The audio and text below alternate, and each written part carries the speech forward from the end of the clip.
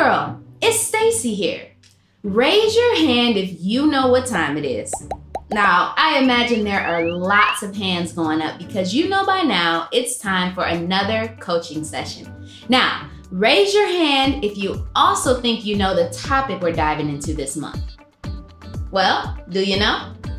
Okay, you're probably getting sick of this, thinking it feels a lot like school, huh? Lots of questions being asked, lots of hands being raised. But since we have a classroom vibe going on, I'm thinking that we should jump into some vocab. In fact, it's time for a pop quiz. First word on the list, diligence. Now, really this is our only word for this quiz, but do you know what that means? I'm gonna give you a second to answer. Take your time. Okay, time's up. Let's see how you did. Here's the definition of the word. Diligence is careful, focused, persistent effort.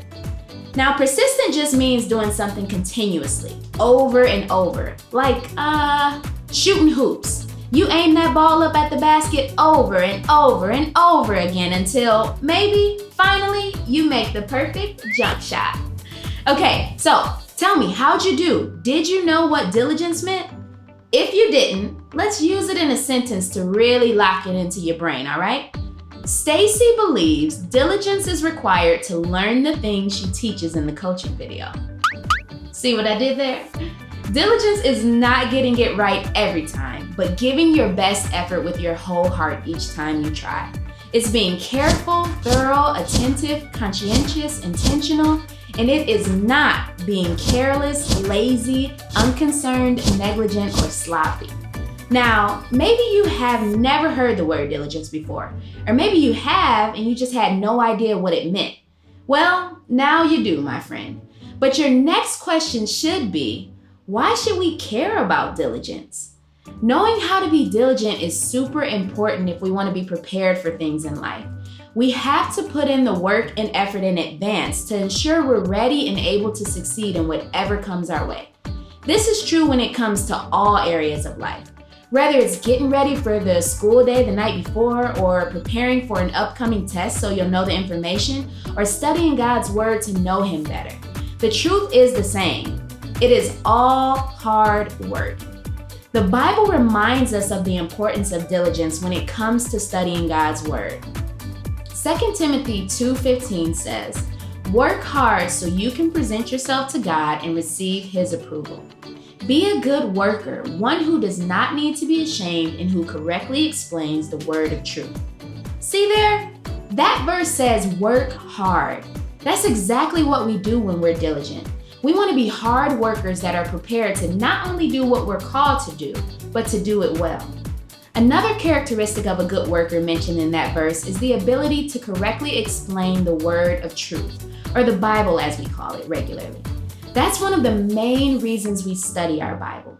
Now, we're not trying to understand our Bible to get a good grade or to change how God feels about us. No way. Always remember that there is nothing we can do to make God love us any more or any less. He just loves us. We study His word though so that we know more about Him and can understand the truth He communicates to us in it. We're interested in knowing God and developing our relationship with Him. We want to know His plans and desires for us and make sure we're equipped for whatever comes our way in life.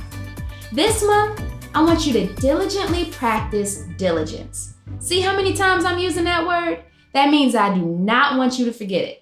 One practical way to practice being diligent is by preparing for your day the night before.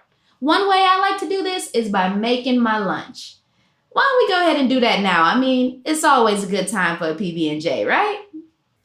PB&Js seem like they're pretty easy to make, right? Well, let me show you how to make one my way. You need the right tools. First up on the list is your bread. I like to toast mine a bit. Makes the sandwich a little less mushy. Next up, you need the perfect spread. Now, most people like to use peanut butter. I actually love using almond butter. This one has a hint of vanilla that just really takes the sandwich to the next level. You know what I mean? Give it a nice even spread and you're golden.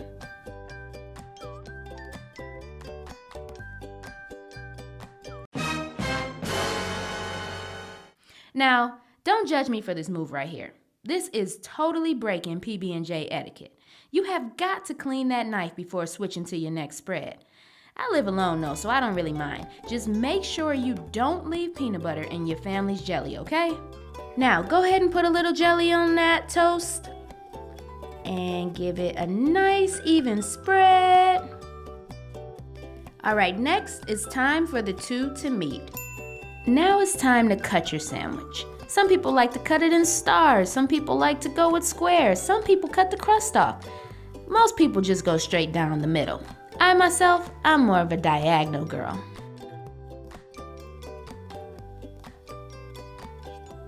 Seal her up and toss it right in your lunchbox.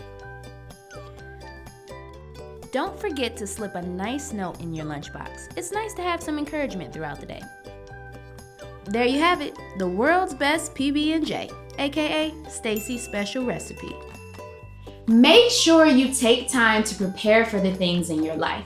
And make sure you especially put forth effort to diligently study God's Word.